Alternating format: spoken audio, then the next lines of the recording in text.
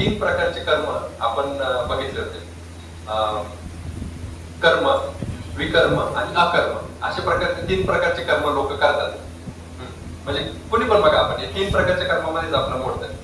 तर ते कर्म म्हणजे काय? कर्म म्हणजे चांगलं कर्म, म्हणजे आपलं दैनंदिन जीवनामध्ये आपण शास्त्राला अनुसरून किंवा आपल्या कुटुंबाच्या पालन पोषणासाठी जे कर्म करतो ते कर्म शास्त्राला धरून. गृहस्थ, आपण आता गृहस्थ याच्यामध्ये गृहस्थ धर्मामध्ये जे कर्म केलं, जे सांगितलेले ते कर्म केलं तर ते कर्मामध्ये मोडतं. जसं प्रभूजी ब्रह्मचारी आश्रमामध्ये, त्या ब्रह्मचारी आश्रमाचे काही कर्माचे नियम असतात. तसे जे 4 प्रकारचे आश्रम असतात, तर त्या 4 प्रकारच्या आश्रमानुसार आपण कर्म केलं तर ते कर्मामध्ये मोडतं. तर मग अशा प्रकारे त्या कर्माचं आपल्याला, आपण जर चांगले, त्याला आपण थोडक्यात काय म्हणतो, चांगले कर्म, चांगले कर्माचे चांगले फळ आपल्याला भेटतात. म्हणजे आपण जेव्हा चांगले कर्म करतो, म्हणजे पुण्यकर्म करतो, तर ते पुण्यकर्माचं फळ सुद्धा आपल्याला भोगावं लागतं. म्हणजे पुण्यकर्माचं फळ चांगलं असतं.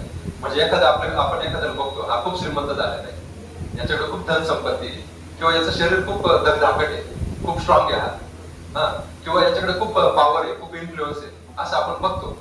तर मग याचा अर्थ त्याचे जे पास्ट पुण्यकर्म ज्यांनी केलेले त्याचा फळ तो आता उपभोगतोय असं. याच्या विपरीत असतं ते विकर्म. विकर्म म्हणजे थोडक्यात पापकर्म. म्हणजे आपण पापामध्ये गुंततो. म्हणजे पाप आता वेगवेगळ्या लेवलमध्ये येतं. तर मग दुसऱ्याला त्रास देणं, थोडक्यात दुसऱ्याला त्रास देणं, दुसऱ्याला त्रास देणं असं आपण जर वागत असेल तर मग ते पाप कर्मामध्ये मोडतं. आणि मग एखाद्याचा खून केला, मग जसं आपण या स्टोरीमध्ये बघितलं की त्या व्यक्तीने पाप कर्म केलं होतं, दोघांना मारलं होतं, त्याला त्याची शिक्षा म्हणून फाशी झाली. हा, तर मग ते पाप कर्म जे आहे त्याचं आपल्याला दुःख, त्याचं जे फळ भेटतं ते दुःख रूपी असतं. जे पुण्यकर्म असतं ते सुख रूपी असतं, जे पाप कर्म आहे ते दुःख रूपी असतं.